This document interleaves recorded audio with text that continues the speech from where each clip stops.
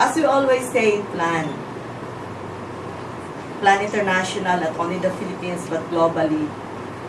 It always takes a village to raise a child. We cannot solve the problem alone.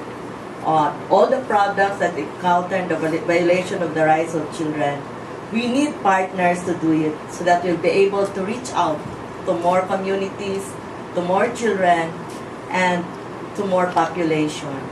So with generous funding from Australia's Department for Foreign Affairs and Trade, our organizations for the past 2.5 years have worked hard to build the resilience and adaptive quality and capacity of children, communities, and their governments in the Philippines, particularly in the provinces of Aurora, Northern Samar, Eastern Samar, and Southern Leyte, to manage the impacts of climate change, which is real and which is upon us.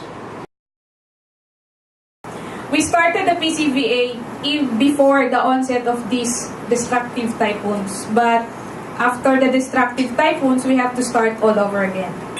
We're now into the 2015. What have we achieved? Children, youth, and other communities have increased knowledge about climate change. What's the target of the project? At least 60% or 12,047 of 20,078 direct beneficiaries in 40 barangays in regions 3 and 8 are aware of vulnerability risk associated with climate change and CCBA options. How many do we reach? We reached 21,013 over the 3 years. We learned that if there is only this opportunity, it's an assurance to success. In the case of Plan Philippines, there were several projects actually that came in to our table. Some are related, some are totally different, but the bottom line is they were accepted by the project. And yet we are only 6, at least in Visayas, we are only 6, 5 CDFs, the Community Development Facilitators, and myself, of course. So we have 20 episodes radio broadcast.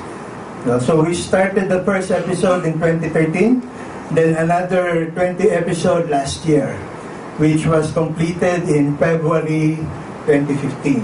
So in Aurora, we have 53 projects, 18 in Baler, 8 in Maria Aurora, 14 in Dipapulaw, and 13 in Dinalungan.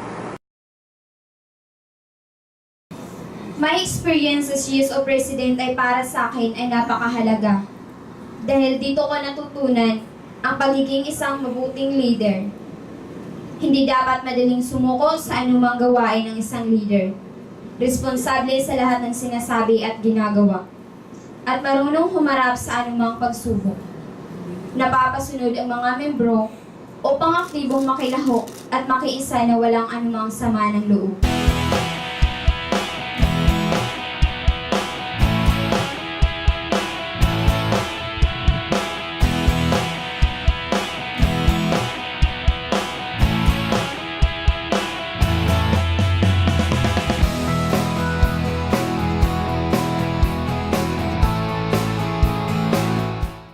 The climate change adaptation messages cannot be or cannot happen if we don't educate our people. And putting this to the curriculum will help us put in place the education or educating our people on how they'll be able to adapt the changes brought about by the global warming.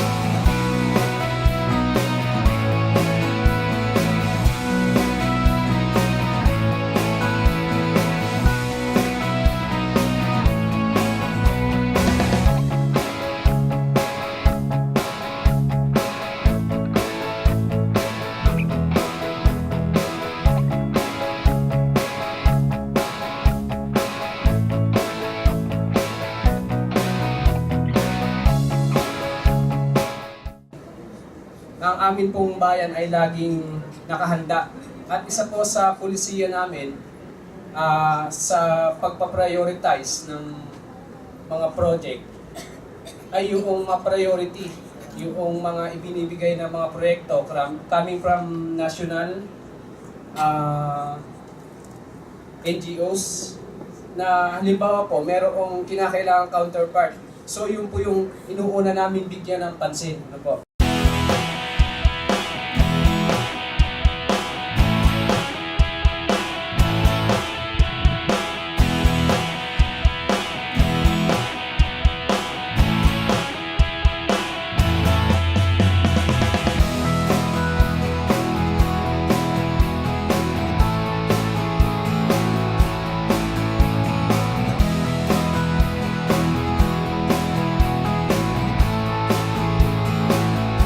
Yun nga po, magkakaroon tayo ng indicators. So, ang indicators pong ito, gusto lang po na ipaliwanag na hindi po natin ginamit dito sa proyekto.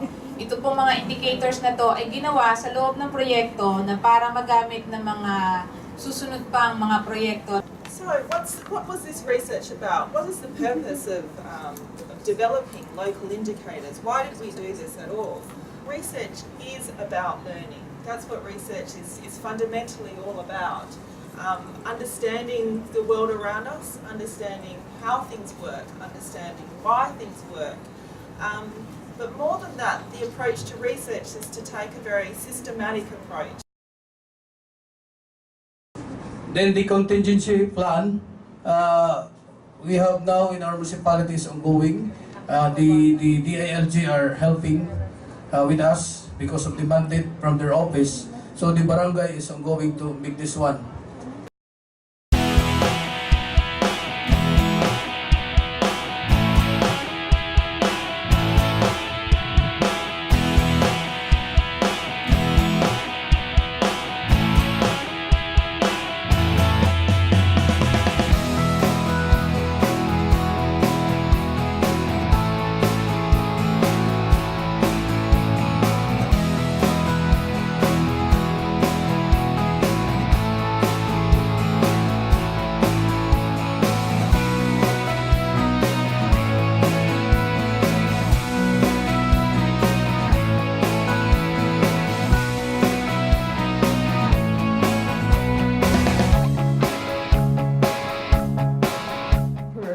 The different local government units actually speaking about their plan and also how they would continue yung initiatives that has been started by this project through the efforts of Plan International and Save the Children.